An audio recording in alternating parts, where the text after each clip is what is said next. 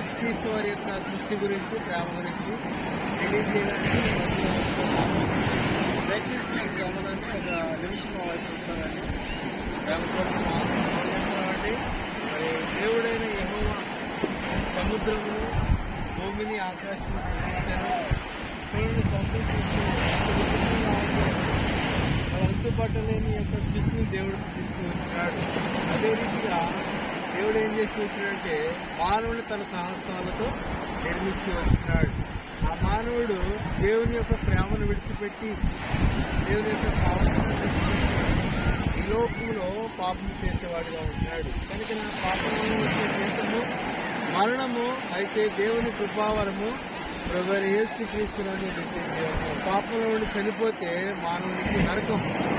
నరకం నుండి తప్పించడానికి నిత్య రాజ్యము, మోక్షరాజ్యం, పరలోక్ష రాజ్యం ఇవ్వడానికి ప్రభువైన యేసుక్రీస్తు వారు 2024 సంవత్సరాల క్రితమే ఈ భూలోకానికి సామాన్యమైన మానవునిగా, వ్యక్తినిగా ఈ లోకానికి వస్తున్నాడు. ప్రభువైన యేసుక్రీస్తు వారు పుణ్యించిన ఆ యొక్క ప్రశస్తమైన రక్తం వలనే మానవునికి విమోచన విడుదల కలుగుతుంది.